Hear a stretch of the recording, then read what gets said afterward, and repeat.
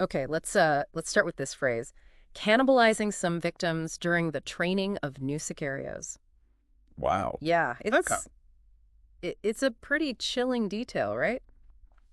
Coming out of reports on the Jalisco New Generation Cartel, the CJNG. It really is.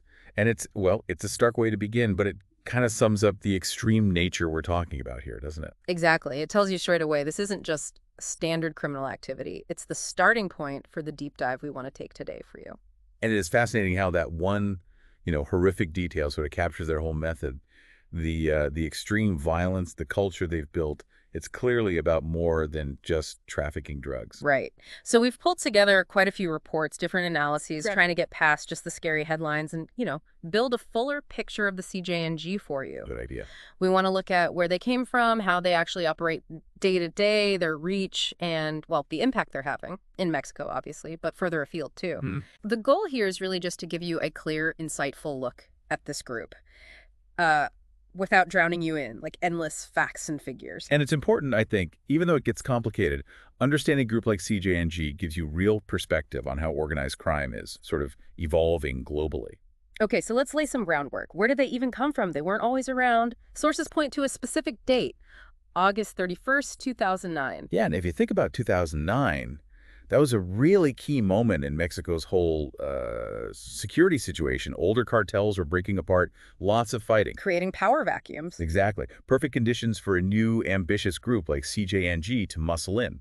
And they definitely moved fast. The founders, names that pop up are Nemesio Oseguera Cervantes El Mencho, everyone knows that name, Right, the big one. but also Emilio Alejandro Pulido Salazar, El Tiburon, Martin Arzola Ortega, and Eric Valencia Salazar, El 85. And the name itself, CJNG, Jalisco New Generation Cartel, named after Guadalajara, Jalisco. It tells you something about their roots. Successor to the Milenio Cartel. Yeah, basically.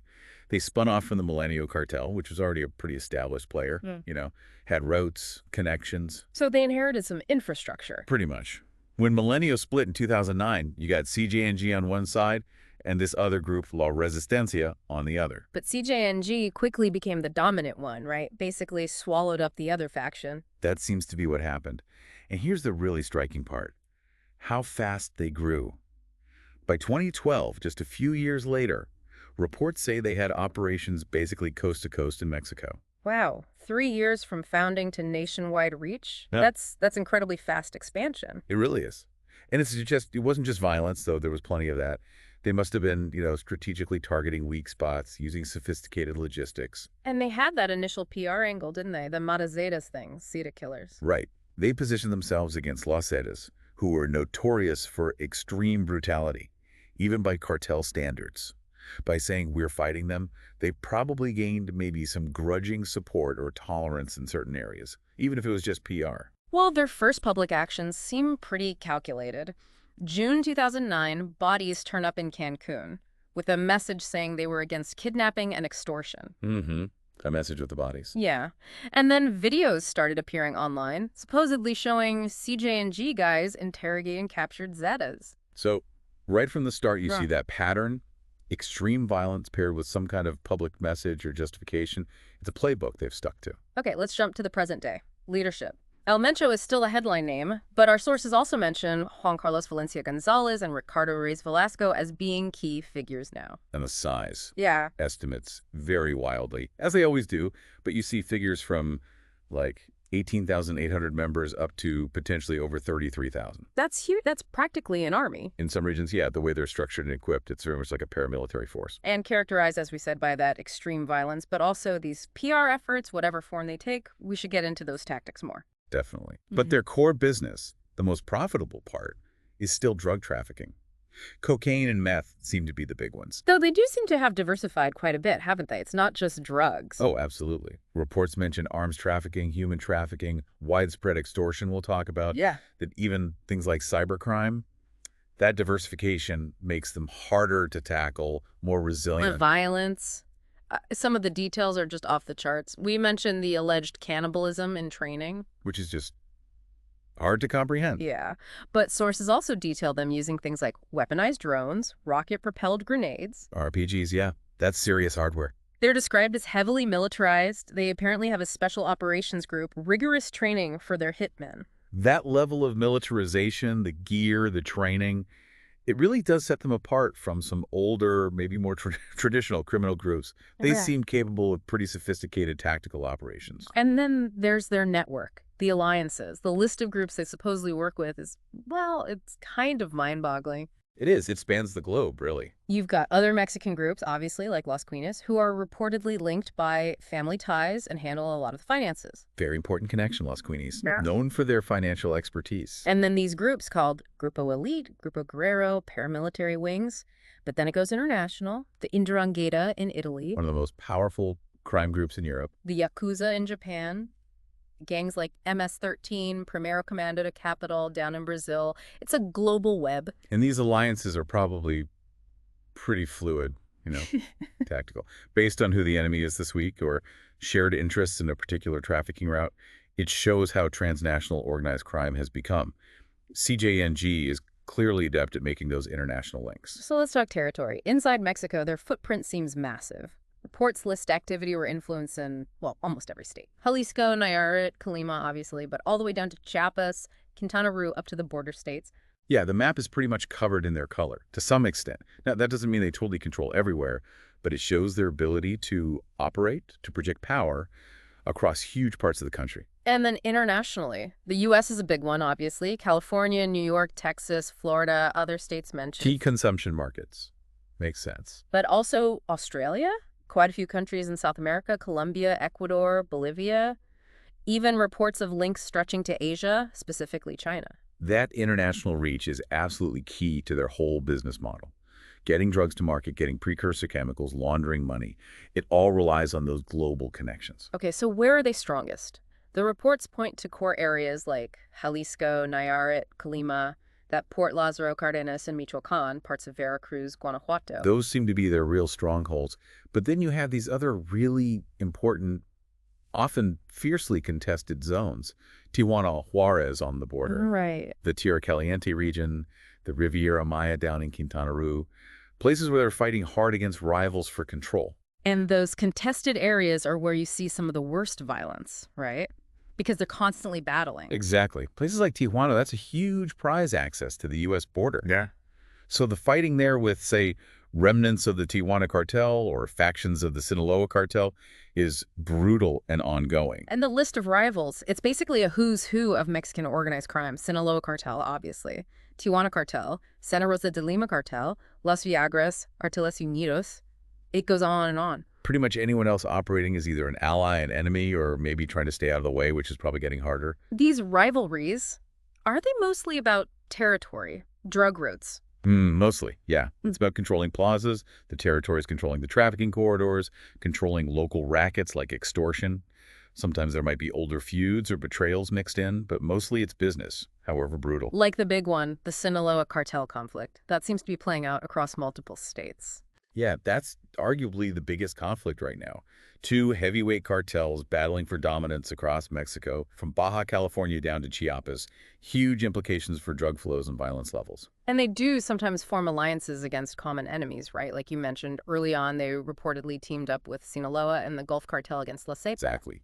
The enemy of my enemy is my friend, at least for a little while. These alliances can be very temporary, very pragmatic. So specific conflict zones mention Guadalajara fighting the Nueva Plaza cartel, which actually split from CJNG, right? Yeah, that's an interesting one. An internal fracture leading to a new rival. Then Mexico City fighting La Unión Tepito, Michoacán and Guerrero, constant battles against Los Viagras, La Familia Michoacana. Veracruz, Puebla, fighting remnants of Los Zetas, Zacatecas up against the Cartel del Noreste. It's everywhere, a constantly shifting map of conflict. And understanding those local fights is key because each one has its own history, its own dynamics, and its own devastating impact on the people living there. Let's dig into their methods a bit more. We keep saying extreme violence, but it's worth emphasizing this seems very calculated. Oh, absolutely. It's not random mayhem. It's strategic. It's meant to terrify rivals into submission, control populations through fear, make examples of people, discourage any kind of resistance or cooperation with authorities. And those PR campaigns we mentioned, the reports are a bit vague on details, but they confirm they happen. What does that actually look like? Well, it can be things like handing out food parcels or supplies, especially during crises like COVID-19, Sometimes they put out videos trying to justify their actions, often portraying their rivals as worse, as the ones really hurting ordinary people, trying to paint themselves as a sort of necessary evil or even protectors in some twisted way. Like the early Matazetas thing again? Exactly. It's about managing perceptions, even amidst the brutality. And the weaponry, Mm. drones, RPGs. That 2015 attack where they killed 15 police officers in Jalisco, they reportedly used machine guns, grenade launchers. Yeah, that ambush was a major statement. It showed their willingness and capability to take on state security forces directly with military-grade weapons. That level of armament, it really changes the game for the police and military trying to confront them, doesn't it? Absolutely. It means law enforcement isn't just dealing with criminals with handguns. They're facing an opponent they can sometimes match or even outgun them in specific confrontations. Other tactics, setting up blockades with burning buses, things like that. Yeah, narcobloquios. Used to control movement, stop authorities responding, sow chaos. It's another tool in the toolbox. And back to the cannibalism thing.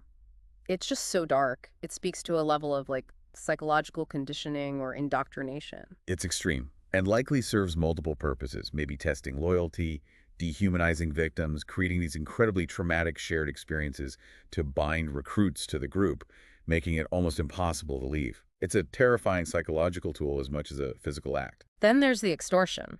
It seems incredibly widespread.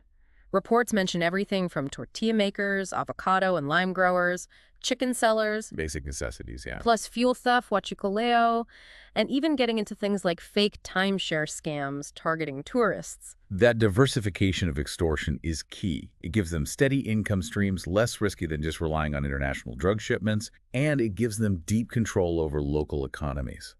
If you control the price of tortillas or avocados, you control a lot. Let's look at some key moments, turning points in their history. The Veracruz massacres, 2011-2012. That seems like an early, very brutal statement. Definitely.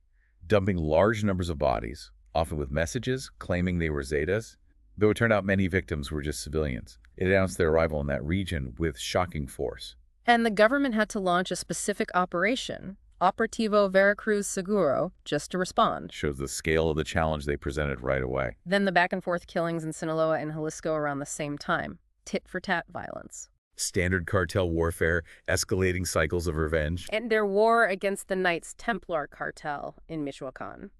That's where they allied with those vigilante groups, the autodefensas. Yeah, that was a really complex period. CJNG basically armed and funded some of these civilian self-defense groups to help them fight the Knights Templar, who were dominant there at the time. A pragmatic alliance, I guess. Very pragmatic. Yeah. And temporary, of course. Once the Knights Templar were weakened, those alliances often fell apart, sometimes violently. It shows how fluid things are. The Nuevo Laredo massacres in 2012, another battle with the Zetas. There was even a message supposedly from El Chapo involved. Yeah, that highlighted the fight for control of that crucial border crossing.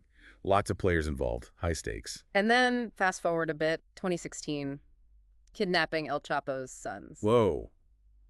Yeah, that was audacious. Seriously bold move, a direct challenge to the Sinaloa cartel's leadership, right when El Chapo himself was recaptured or close to it. Absolutely sent shockwaves. Showed CJNG felt powerful enough, bold enough, to hit the very top of their main rival. Then, the 2015 Jalisco attack on police we mentioned, killing 15 officers. The 2018 bombing of the U.S. consulate in Guadalajara. Each one an escalation, a demonstration of their willingness to confront the state, even international interests. And the infighting that led to the Nueva Plaza cartel breaking away, former CJNG guys starting their own group. Exactly. People like El Cholo, El 85, El Tiburon. Some of the founders or early leaders broke off, reportedly allied with Sinaloa, and started fighting CJNG in their home turf of Guadalajara. So even these monolithic groups can fracture. Oh, yeah. Power struggles, ambition, betrayals. It's a constant dynamic, and it often leads to even more violence as the factions fight it out. Then there was Operation Python in 2020, big DEA operation targeting CJNG. Right, hundreds of arrests, big seizures. Shows the international law enforcement focus on them. And that assassination attempt on Mexico City's police chief, Omar Garcia Harfuch, also in 2020, blamed squarely on CJNG. Another incredibly bold move, attacking such a high-profile figure right in the capital. A clear message of defiance. And most recently, the U.S. designating CJNG as a foreign terrorist organization in February 2025. That's significant. It is potentially very significant. It unlocks different tools, different levels of international cooperation, financial sanctions. Whether it fundamentally changes things on the ground remains to be seen, but it's a major policy step. And arrests are ongoing. Key leaders, family members of El Mencho, money launderers. The pressure seems constant. It's a continuous push-pull. They arrest leaders, seize assets, but the organization has shown itself to be pretty resilient, able to replace people and adapt. Let's talk money. Estimated assets, over $20 billion. The numbers are always estimates, but yeah, the scale is staggering. It gives you an idea of the sheer economic power we're talking about. And most of that still comes from the drug trade, right? Supplying the U.S. and Europe. That's the engine, for sure. Yeah. The profits from cocaine, meth, fentanyl, shipped to those huge, lucrative markets are immense. How do they handle all that cash? Money laundering must be a massive operation. Oh, incredibly sophisticated. Real estate is classic, setting up front businesses, restaurants, construction companies, anything really. Increasingly using cryptocurrency, complex shell corporations, offshore accounts. They use every trick available to clean that dirty money. And controlling ports, like Lázaro Cárdenas. That's vital for the logistics. Absolutely critical. Yeah. You need ports to bring in precursor chemicals, especially for synthetic drugs, and to ship out the finished product. Controlling port access, corrupting officials there, it's fundamental to the whole supply chain. And alongside the drug money, you've got the extortion, the fuel theft, providing that steady local income. Right. It's a diversified portfolio, you could say. Drug profits for the big money, extortion, and other local rackets for operational cash flow and regional control. It makes them financially robust. So putting it all together, the impact, the influence, they're considered one of the most dangerous, most powerful cartels in Mexico now. Unquestionably. A top-tier threat to Mexico's national security, definitely. Their violence, their reach. Yeah. It's destabilizing huge parts of the country. And the impact on politics. You mentioned candidates being killed. Over 130 in the 2018 election cycle alone. Yeah, that figure is shocking.